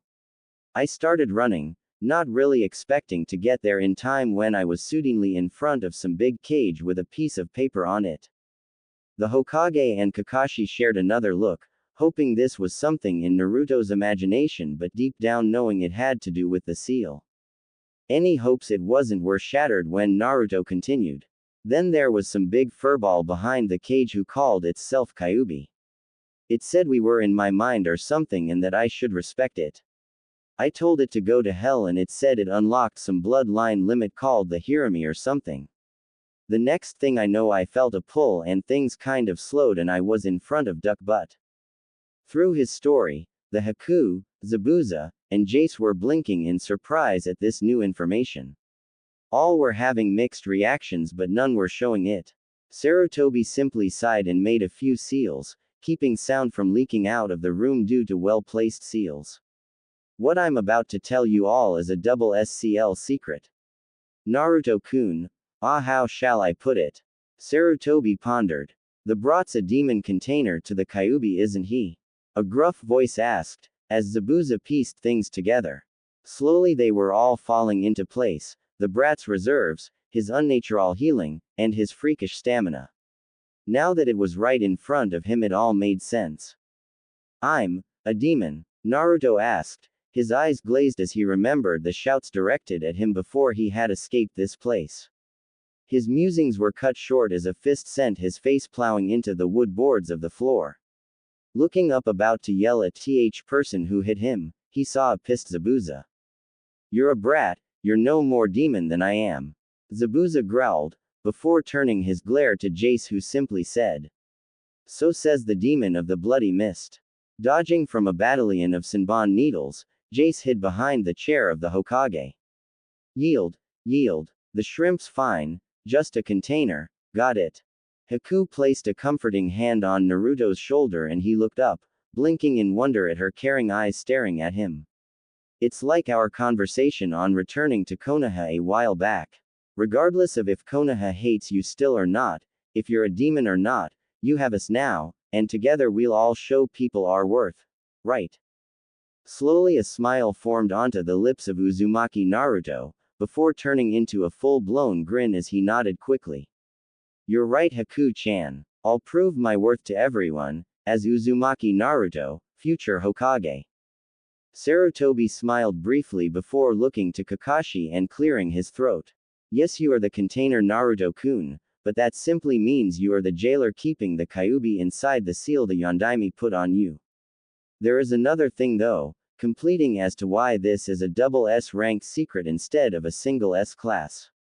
Your biological father, he's the one who perfected the move you used to an art form.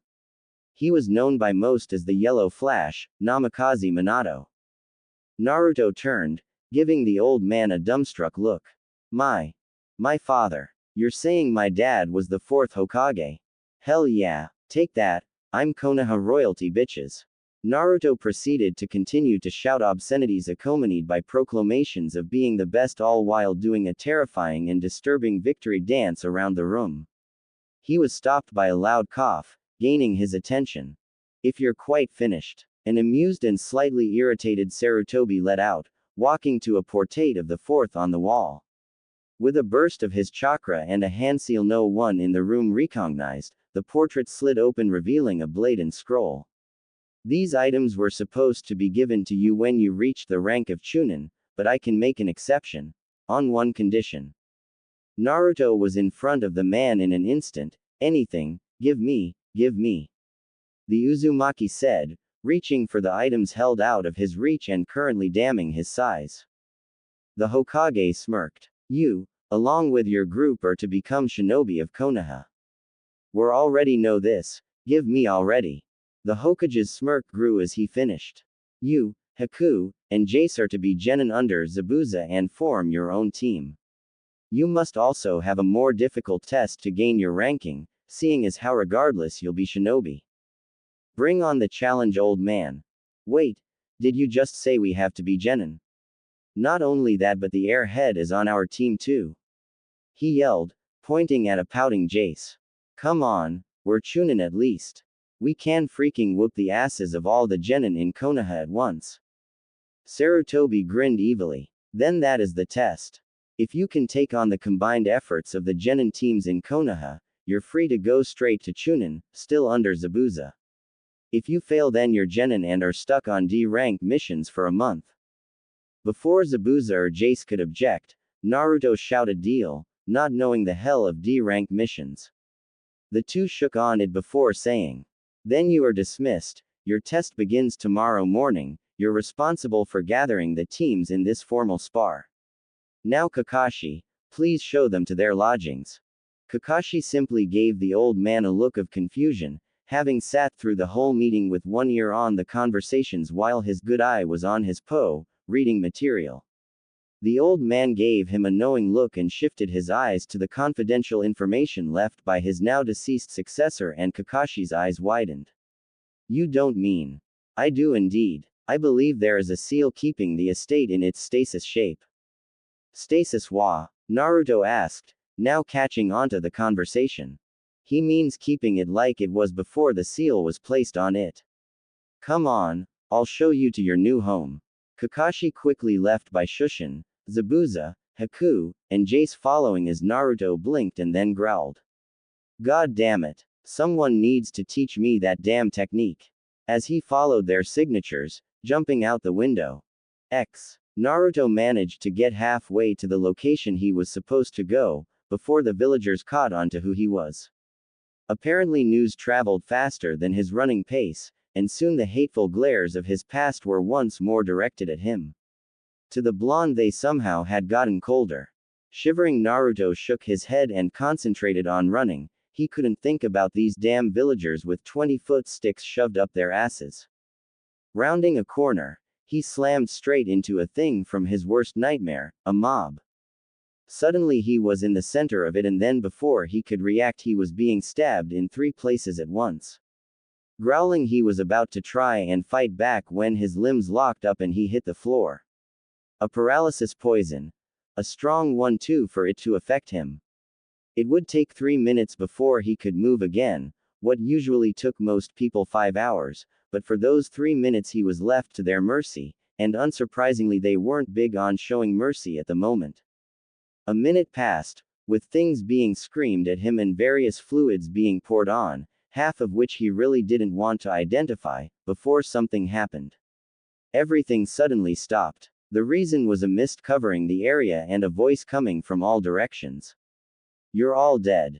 In seconds screaming began as people were cut down where they stood.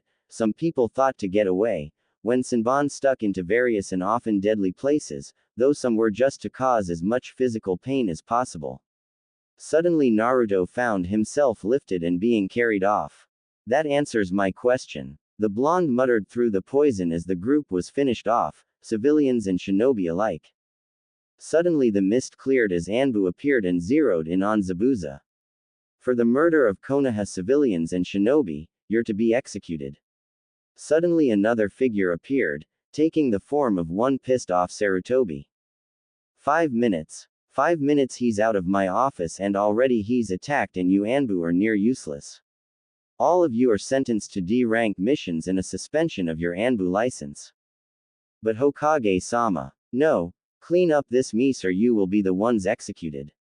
That is an order. Turning to the group from Kiri, Sarutobi quickly motioned for them to follow him as he took them far out to the border of Konoha.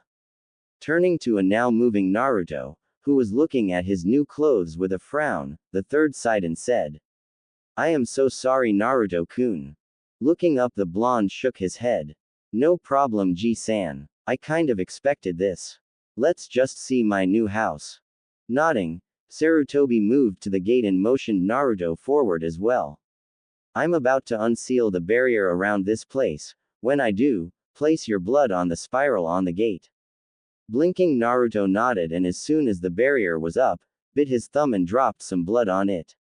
Suddenly the gates sprung open and revealed a pathway to an estate bigger than he had ever seen. Eyes widened in wonder, the blonde moved forward and asked the aged leader. This is. Hi Naruto-kun, this is the Namikaze estate. Welcome home Naruto. Naruto had decided one thing, his house was freaking awesome. It was made up of 2 one-story houses with a quadrillion rooms, really 20, but to someone who has never owned a permanent house that's a lot, that both connected to a large 3-story house which the old man had called the main house. It had a dojo, hot springs, rive, and a huge backyard that connected with the Land of Fire's very large forest. That was without going into any details. Really all he had explored was the main house, but still, from that it was awesome. In the main house he had a library that started on the 1st floor and ended on the 2nd. The 1st floor had a large kitchen, big sitting room, and the entrance to the library. The basement was what seemed to be an office, connected to a testing area of some sorts. Maybe a private dojo. Naruto didn't check really, excited to move on to the next area. The second floor had 4 rooms, and 2 bathrooms. Each room was completely furnished, and Naruto had paused at the second floor. The last room had him on the brink of tears. Excitedly Naruto had ran up the stairs after getting glances at the first floor. More detailed search could be seen later. Right now he needed to know how cool his new home was. Quickly he went through the first door, coming out into the library again. Shutting that door he ran to the next door and found a room that was large, chair in the corner with drawers against a wall and a nice comfy looking bed. Thinking about it he realized he was slightly tired, not physically but mentally from the day's events but pushed it away in favor of searching. When he finished searching he could sleep. Leaving that room Naruto checked 2 more rooms, seeing much of the same when he opened the final door. As soon as he did he froze. The room was painted blue, a tiny cradle was situated in the corner. It was littered with toys and the closet was slightly open, showing various baby outfits inside. Pictures lined the walls of the room, showing various people. Mostly blondes and pictures taken from what seemed to be another place altogether. Pictures of the Namikaze complex with people smiling, laughing and waving at the camera, all of them blonde. The other village pictures had red-haired people, much the same as in the pictures of the Namikaze complex. All of them were laughing and smiling, some showing a few fights but from their eyes you could tell they were happy. Family, the blonde slowly realized as he looked around at all the pictures. These were pictures of his family, both on his mother's and father's side. Closing his eyes briefly, the Namikaze heir shook his head, refusing to cry. His efforts for to nod as he looked at the banner crossing the room. Painted in big orange lettering were the words, "Welcome home, Naruto." With that last item the blonde's knees hit the ground and he started crying, knowing truly he was home, knowing he had family who loved him and cared for him, and also realizing at the same time that he wouldn't have the chance to know any of them. After a few minutes the blonde sniffed and wiped his eyes, finally noticing people behind him. Turning he smiled at Zabuza, Haku, Kakashi, and the third. He immediately felt stupid. He knew what family was like. All of them loved him. Well, he wasn't sure about Kakashi, but the man seemed to generally care about his well-being. Zabuza was like a father, a rather rough one but a father nonetheless, while Sarutobi was definitely a surrogate grandfather. Haku, he wasn't sure if he felt that she was a sister or not, but she was very precious to him. Smiling at all 4 of them he waved off their looks and said, "I'll be fine. I'm gonna check the 3rd floor." Zabuza nodded slightly and opened the door to the room next to him. "You go ahead Gaki, I'm staying down here. I kind of like this room, good view of the river." Haku smiled encouragingly at him and walked up, hugging him briefly. "Yes, I believe I'll take a room down here as well. I am rather tired after all." She walked into the room across the hall from Zabuza.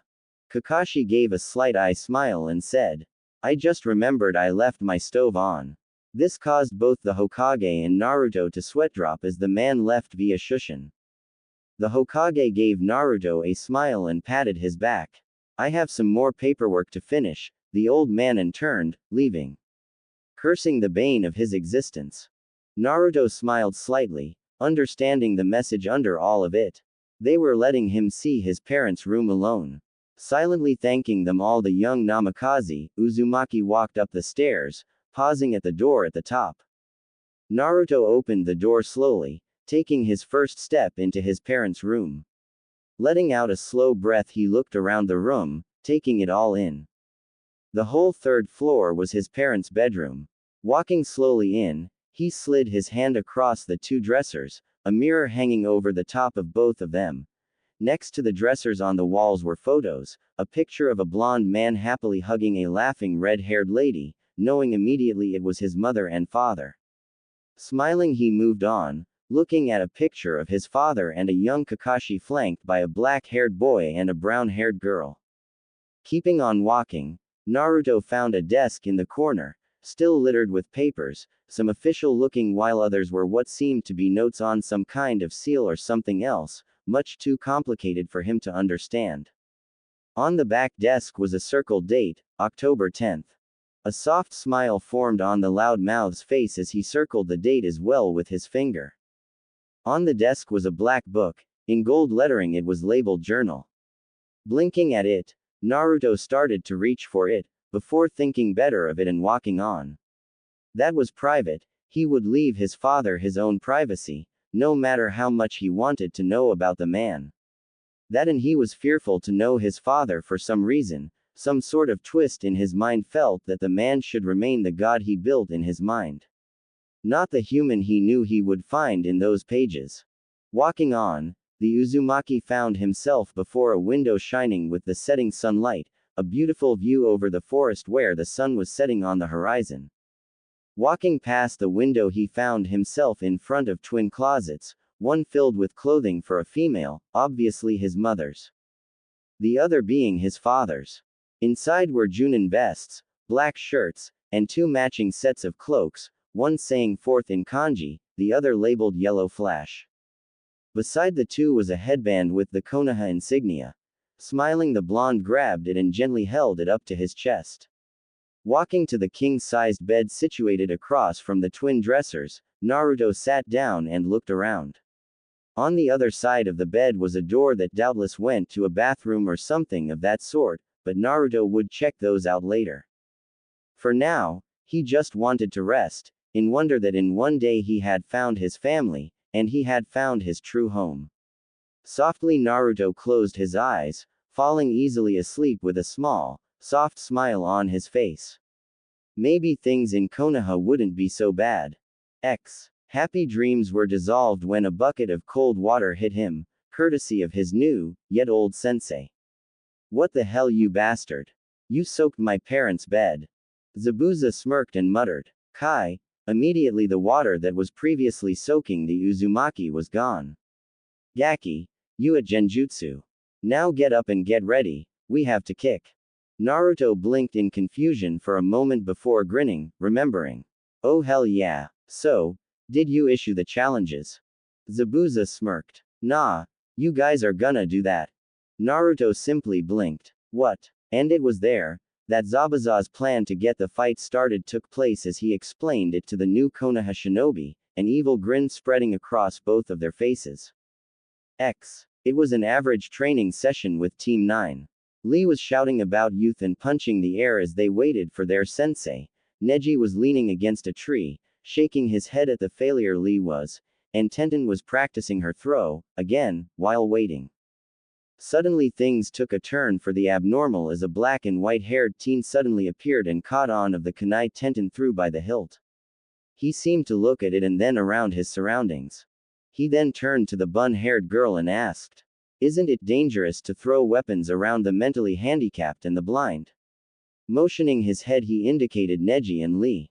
The team all stared in shock as the teen just showed up and insulted two of them in one go. By the way, shouldn't you be more worried about your nails? I mean, Kunoichi can't honestly be taken seriously.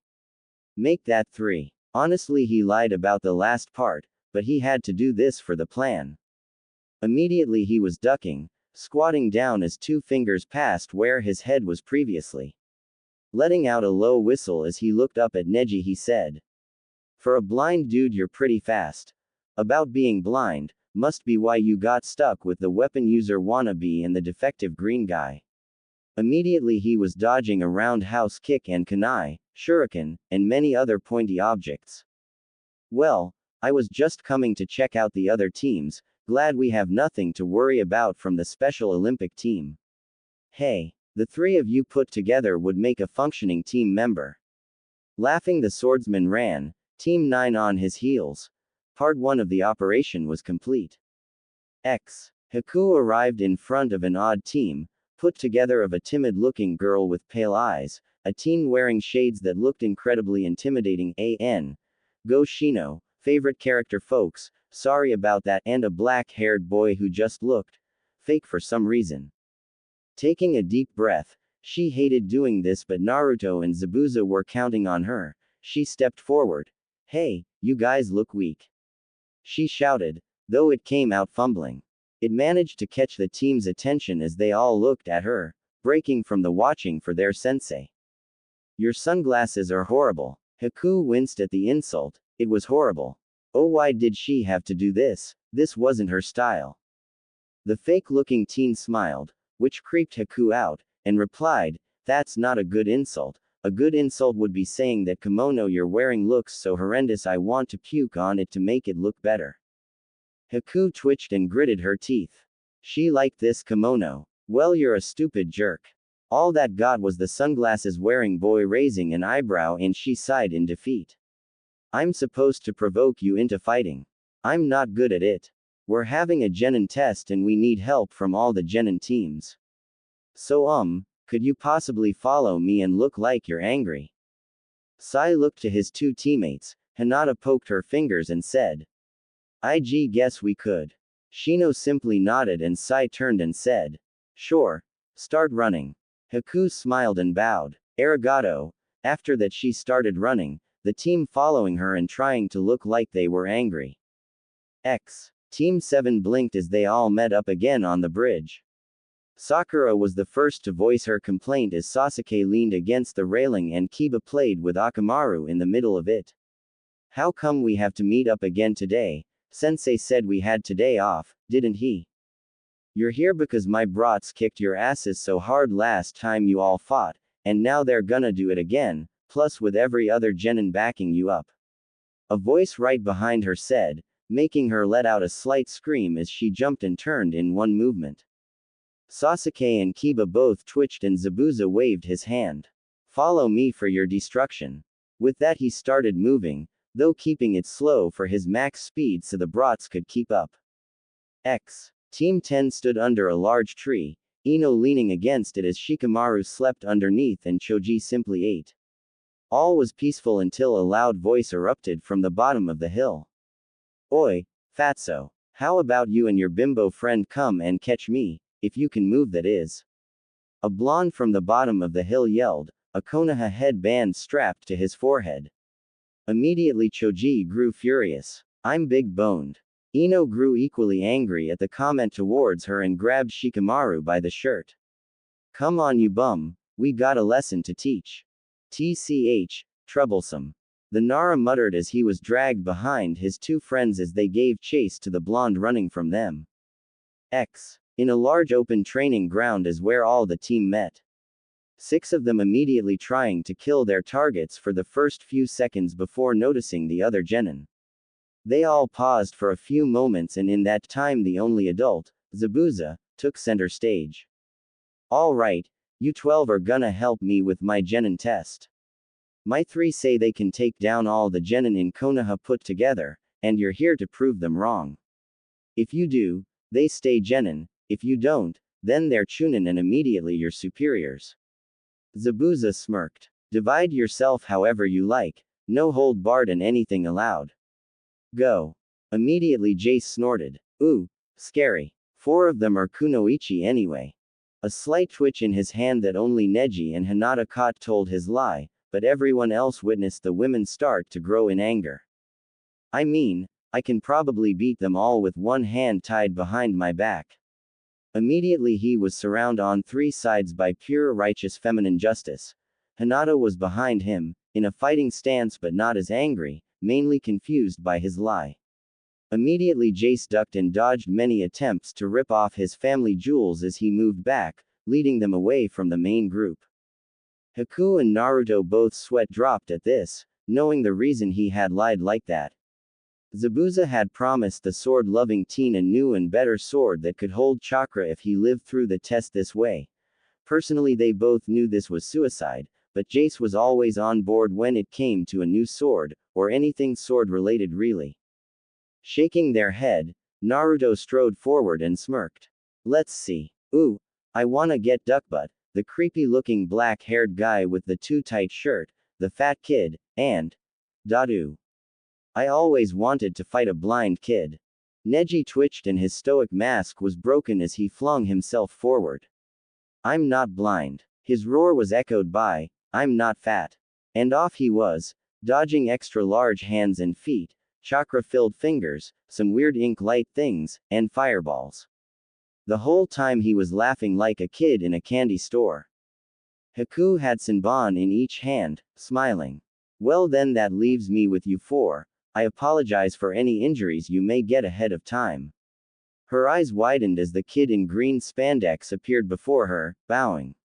"I apologize as well. Now let's begin." And Haku's fight started by being blown through the air by a very strong punch, straight into one of her mirrors as a dome appeared around all of them.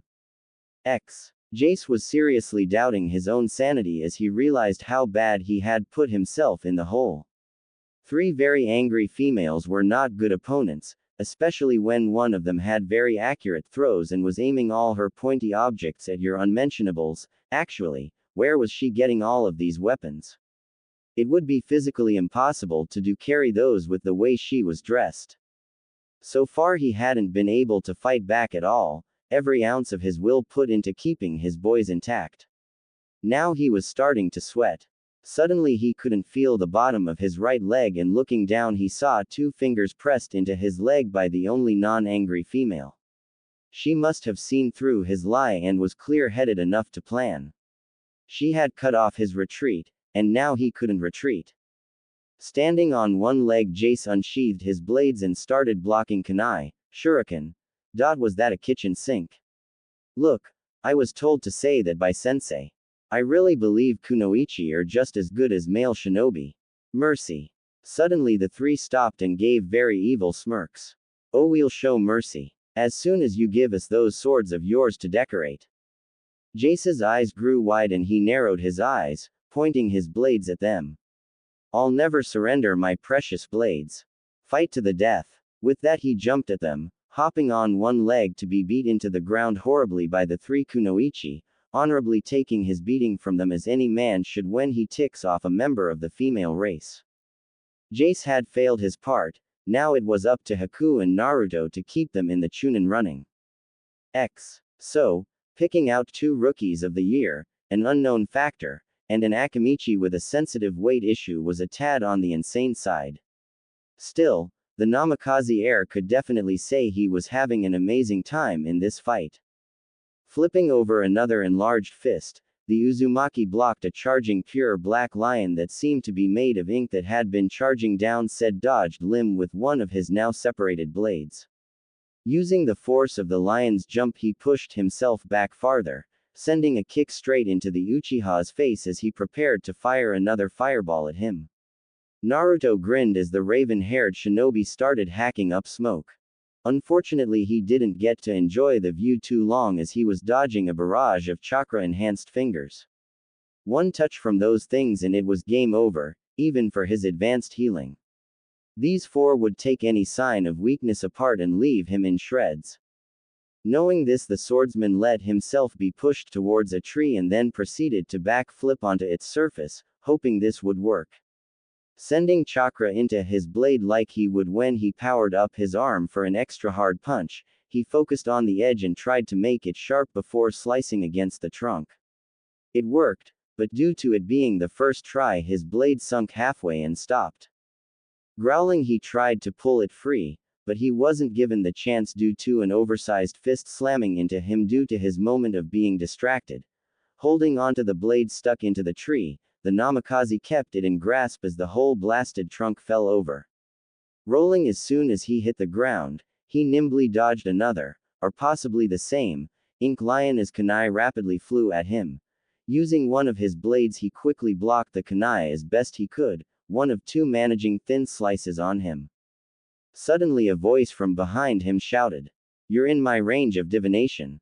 Naruto's eyes widened and quickly he jumped forward, unfortunately not fast enough as quick fingers burst forward, nailing all the tenketsu on his legs. Falling forward, the blonde grit his teeth and made three quick hand seals. Mizu Bushin no Jutsu. Two water clones immediately popped up from the water vapor in the air, leaving the blonde panting. Even with his reserves, manipulation with that little water was hard. Immediately the two Bushin went on the assault with their blades, slicing at the four and making them retreat a bit, trying to buy the original time to recover. Unfortunately for them, the Uchiha with his now active Sharingan easily took on of them out and rushed forward, two kunai in hand. Naruto had only one leg painfully unsealed, due to him pushing as much chakra as he could through the blocked tenketsu. Quickly he tried to knock the Uchiha's legs out from under him. The Avenger dodged easily with a jump, exactly what Naruto was hoping for.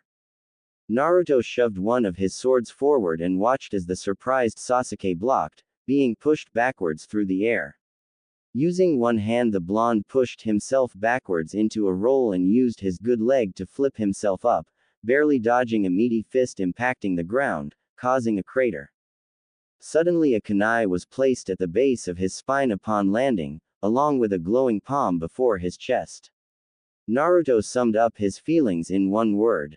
Damn it. Now it was all up to Haku to save the team from the sufferings of D-rank missions. Haku was on the ropes. Her speed was accounting for nothing, since the strange green-wearing shinobi was matching her step for step after he took off his apparent training weights, to which they were amazing in weight if those craters were anything to go by.